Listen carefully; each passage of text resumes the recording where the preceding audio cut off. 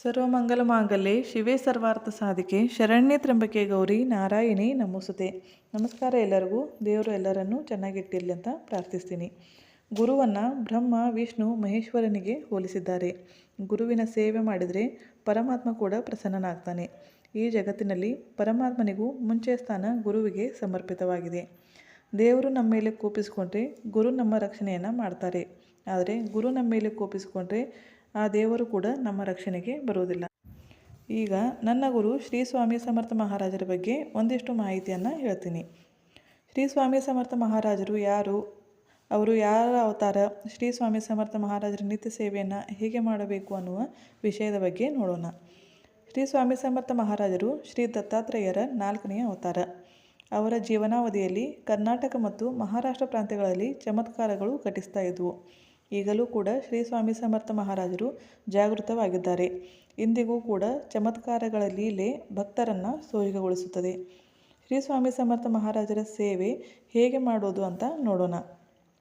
ಶ್ರೀ ಸ್ವಾಮಿ ಸಮರ್ಥ ಕೇಂದ್ರದಲ್ಲಿ ನಿತ್ಯ ಸೇವೆ ಪುಸ್ತಕ ಸಿಗುತ್ತದೆ. ಈ ನಿತ್ಯ ಸೇವೆ ಪುಸ್ತಕದಲ್ಲಿ ಎಲ್ಲ ಸ್ತೋತ್ರ ಮಂತ್ರಗಳು ಇವೆ.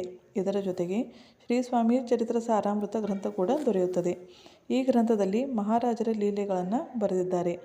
21 ಅಧ್ಯಾಯಗಳ ಈ ಗ್ರಂಥವನ್ನು ಒಂದು ಸಲ ಪೂರ್ತಿ ಮಾಡಿದರೆ ಒಂದು ಪಾರಾಯಣ ಆಯಿತು ಅಂತಾರೆ.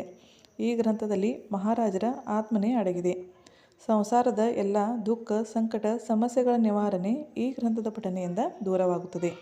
ಇದರ ಜೊತೆಗೆ ತುಳಸಿ ಮಾಲೆಯಿಂದ ಶ್ರೀ ಸ್ವಾಮಿ ಸಮರ್ಥ ಈ ಷಡಾಕ್ಷರಿ ಮಂತ್ರವನ್ನು 11 ಮಾಲೆ 11 ಸಲ ಸಾಧ್ಯ ಇಲ್ಲ ಅನ್ನೋರು 3 ಮಾಲೆನಾದರೂ ಜಪಿಸಬೇಕು.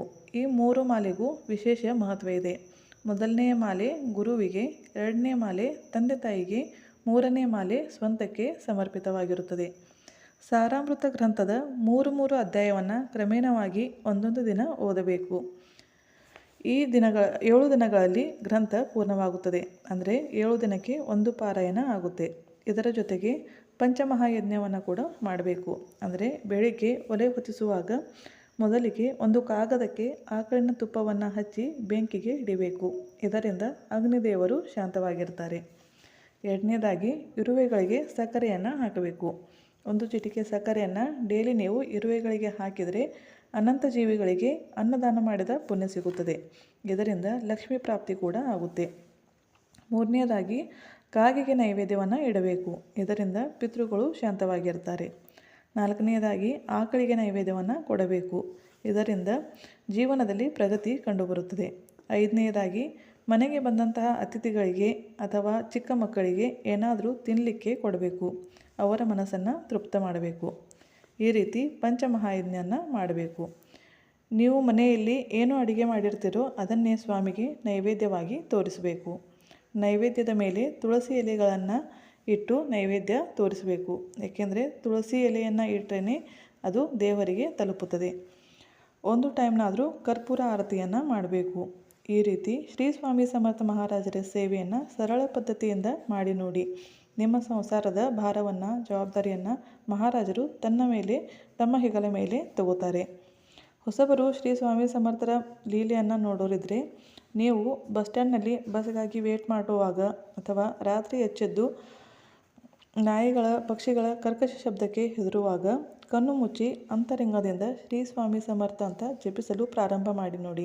ಕ್ಷಣದಲ್ಲಿ ನಿಮ್ಮ ಸಮಸ್ಯೆ ದೂರವಾಗಿರುತ್ತೆ. ನಿಮ್ಮ ಸಂಸಾರದ ನಿರ್ವಹಣೆಗೆ ಸ್ವಾಮಿಗೆ ಶರಣು ಹೋಗಿ ನೋಡಿ. ಸ್ವಾಮಿಯ ಲೀಲೆ ಅದ್ಭುತವಾಗಿದೆ. ಸೇವೆ ಮಾಡಿ ಫಲ ಪಡೆಯಿರಿ. ಶ್ರೀ ಸ್ವಾಮಿ ಸಮರ್ಥ.